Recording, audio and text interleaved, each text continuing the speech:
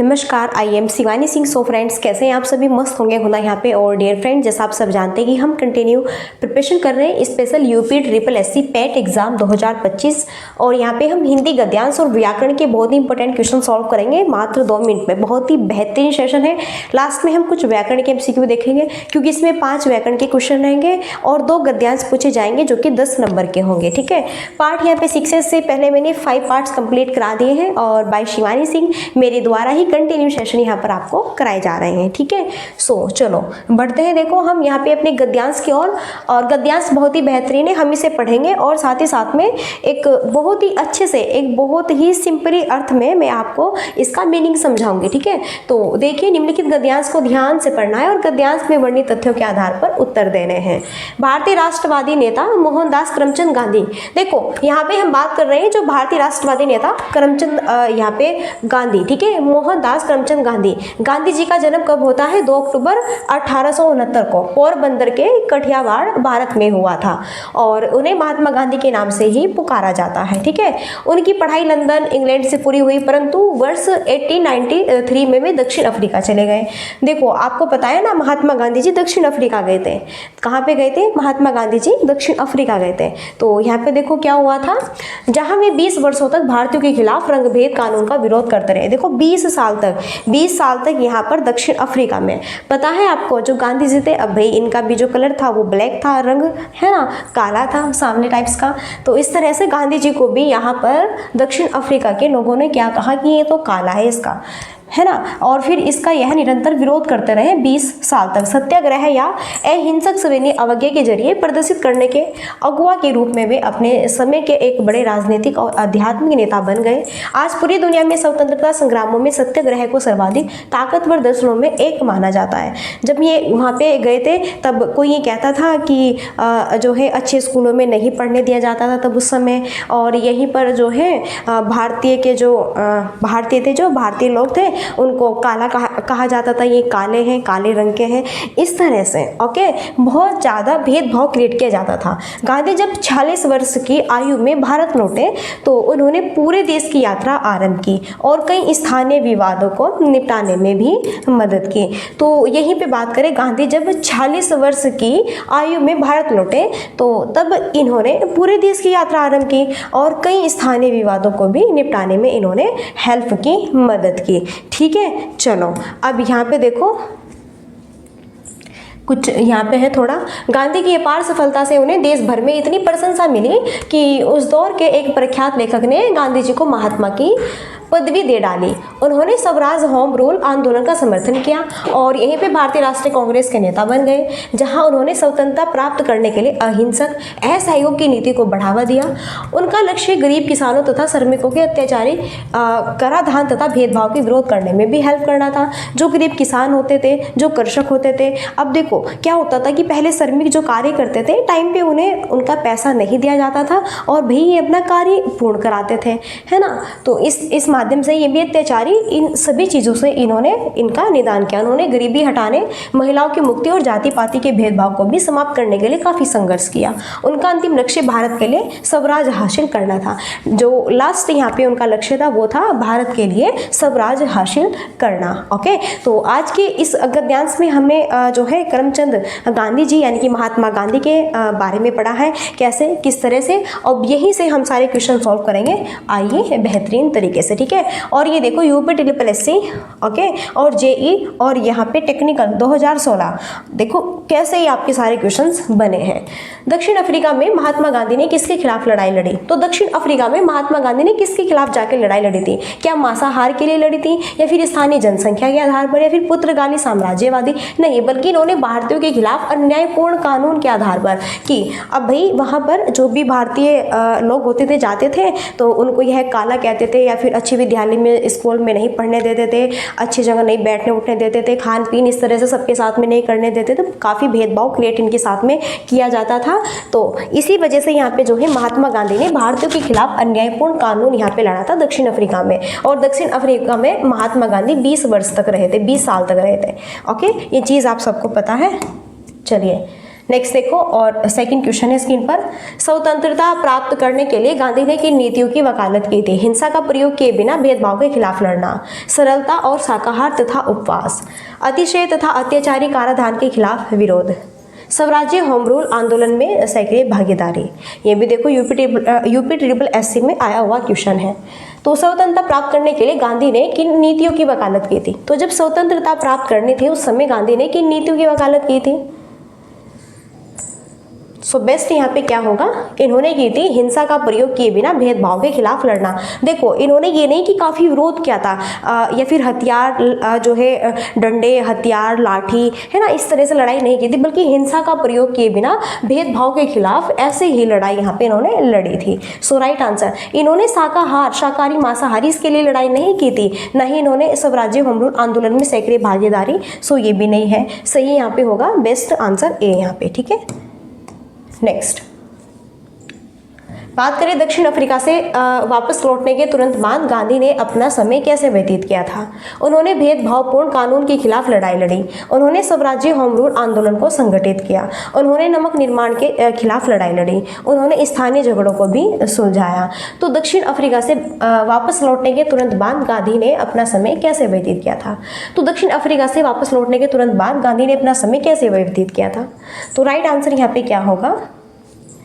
So best होगा यहाँ पे, उन्होंने स्थानीय झगड़ों को सुलझाया। जो स्थानीय झगड़े थे, छोटे छोटे झगड़े थे, जो जैसे कि देश में कोई देश विद्रोही है, या फिर जैसे यहाँ पे कोई किसी के साथ भेदभाव क्रिएट कर रहा है, या फिर छोटी छोटी बातों को लेके इस तरह से, तो उन सारे झगड़ों को सुलझाने के लिए और बिना यहाँ पे हिंसक बने, ठीक है, सही तरीके से इन्होंने जो है इस चीज़ का विरोध किया। प्रस्तुत अनुच्छेद में महान आत्मा पद के लिए कौन से एक शब्द का प्रयोग हुआ है? राष्ट्रवादी, महात्मा, अहिंसक या फिर आध्यात्मिक? तो भाई अनुच्छेद में महान आत्मा, तो महान आत्मा पद के लिए कौन सा एक शब्द का प्रयोग हुआ है? वो है महात्मा। देखो महात्मा गांधी को महात्मा गांधी क्यों कहा जाता है? इन्हें महात्मा गांधी इसलिए कहा जाता है इनकी महान आत्मा के लिए। ये काफ़ी जो सबसे बेस्ट और बहुत ही अच्छे व्यक्ति होते हैं उन्हें ही महान आत्मा कहा जाता है, वही है महात्मा। ओके, चलो नेक्स्ट है, महात्मा गांधी किसके अग्रगामी थे? सत्याग्रह, छापामारी, युद्ध, दंगे या फिर शाकाहार? तो महात्मा गांधी किसके अग्रगामी थे? सो बेस्ट यहाँ पे क्या होगा? और राइट आंसर क्या है? छापामारी, युद्ध है, सत्याग्रह है, दंगे है या फिर शाकाहार है? तो महात्मा गांधी किसके अग्रगामी थे? ये थे सत्याग्रह के। ठीक है, फर्स्ट ऑप्शन यहाँ पे राइट होगा भैया। पूरे इस सेशन में एंड पूरे अनुच्छेद में, अनुच्छेद यहाँ से फिनिश हो जाता है, 5 क्वेश्चन ही ओनली आएंगे आपके अनुच्छेद से। पूरे अनुच्छेद में यही तो बात इन्होंने की है, लड़ाई से रिलेटेड यही सारी चीज़ें पॉइंट टू पॉइंट इन्होंने समझाई है। फिर है निम्न में कौन सा शब्द गुणवाचक है? फिर यहाँ पे देखो हमारे ग्रामर के जो क्वेश्चन है वह स्टार्ट हो चुके हैं, इनमें हमें बताना है कौन सा शब्द गुणवाचक विशेषण है। लाल फूल, 5 लड़की, 10 हाथी या फिर कोई नहीं?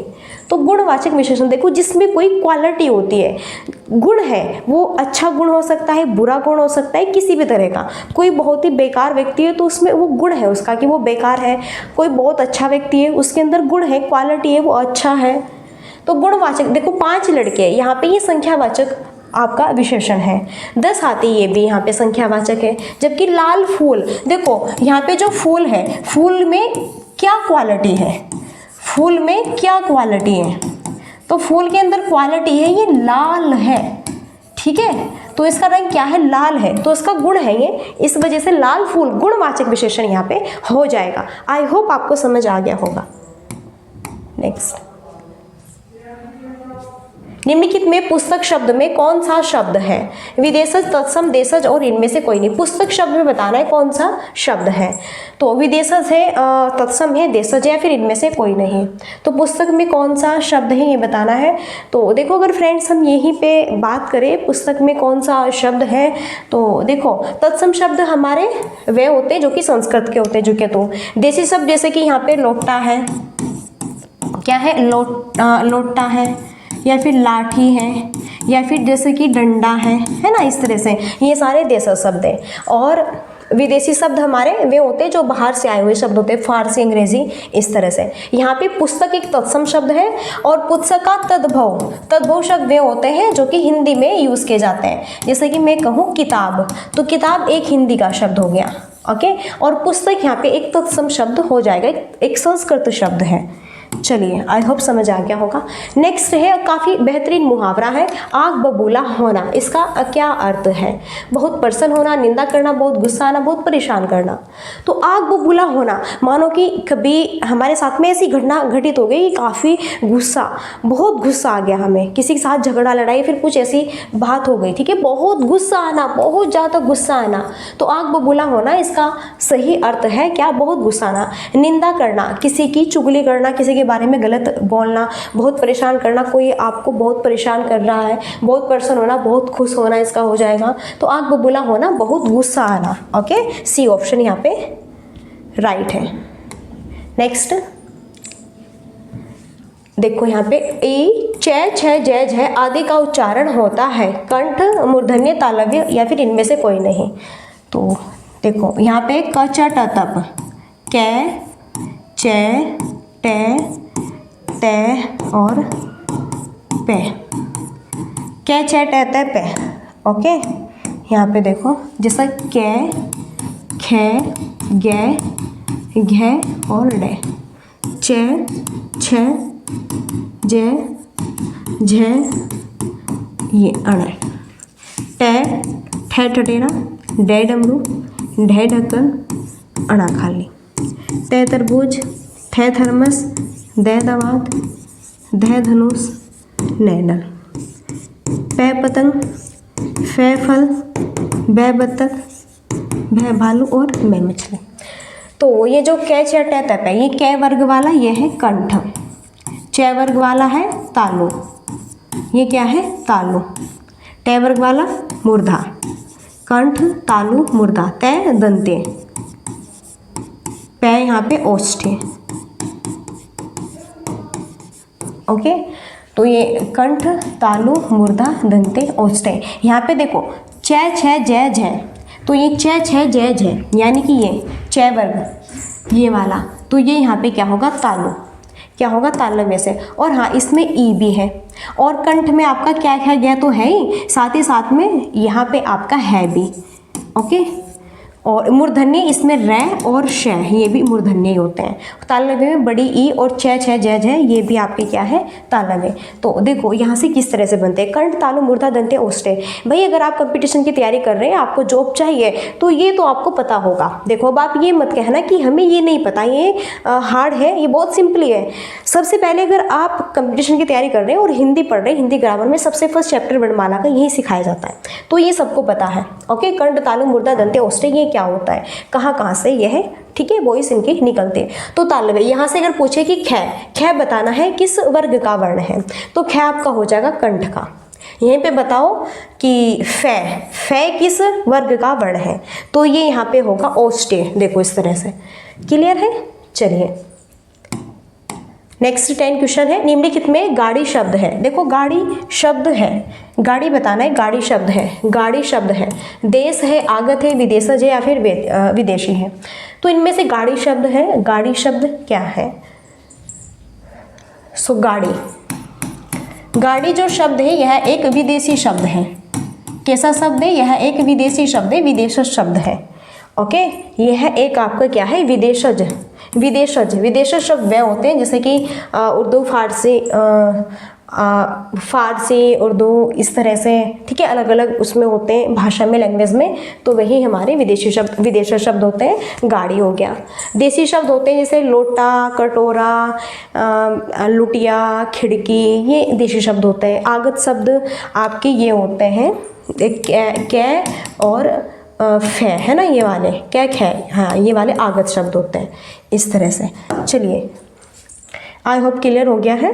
नेक्स्ट 11 क्वेश्चन है, मयंक ने मोहित को डंडा मारा, कौन सा कारक है? तो यहाँ पे हम ऐसे बना सकते हैं, मयंक ने मोहित को डंडे से मारा। कर्ता ने कर्म को कर्ण से अपादान, इस तरह से आपने कारक, है ना, कारक जो होते हैं हिंदी में, तो कर्ता ने कर्म को कर्ण से संप्रदान के लिए अपादान से अलग, संबंध काके की, अधिकरण में पर, संबोधन, ये सारी चीज़ पता है ना आपको। तो मयंक ने मोहित को डंडे से मारा, से, डंडे से मारा, तो यहाँ पे करण, कर्ता ने कर्म को करण से, तो करण का क्या है? करण से, ठीक है। तो मेघ ने मोहित को किससे मारा? डंडे से मारा। तो यहाँ पे राइट आंसर क्या होगा? ऑप्शन बी बिल्कुल करेक्ट आंसर हो जाएगा। आगे देखो स्क्रीन पर 12 क्वेश्चन है, भाषा शब्द की उत्पत्ति किस धातु से हुई है? यहाँ पे बताना है भाषा शब्द की उत्पत्ति किस भाषा से हुई है। भाष्य, भाष, भाष्यम, इनमें से कोई नहीं। तो भाषा शब्द है, यह भाषा शब्द है।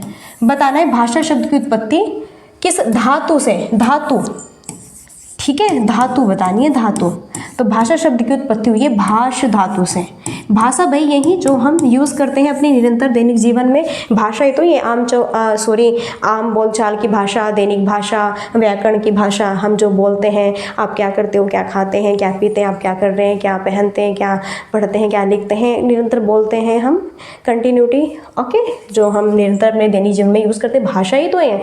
तो भाषा शब्द की उत्पत्ति किस धातु से हुई है? तो वह धातु है भाष धातु यहाँ पे।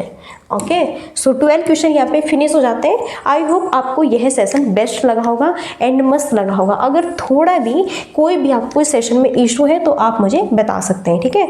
और मैंने बताया था अगर आपको PDF चाहिए, शायद मैं बताना भूल गई थी, अगर आपको PDF चाहिए तो हमारा व्हाट्सअप नंबर है, देखो मैं बता रही हूँ, अगर आपको यह PDF चाहिए बिल्कुल फ्री में, ओके, सारे क्वेश्चन और गद्यांश भी विद आपको आंसर, तो यह है हमारा व्हाट्सअप नंबर है। यहाँ पे देखो 7505890761, ये हमारा व्हाट्सअप नंबर है और आप मुझे इस व्हाट्सअप नंबर पे मैसेज कर सकते हैं, ठीक है। आप मुझे इस व्हाट्सअप नंबर में मैसेज कर सकते हैं। मैं आपको ग्रुप में क्या कर दूँगी?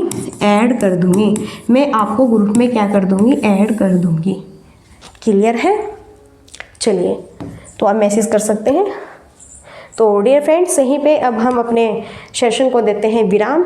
सो अब मिलते हैं हम नेक्स्ट सेशन में, और तब तक के लिए so thanks for watching, keep study and bye bye, take care.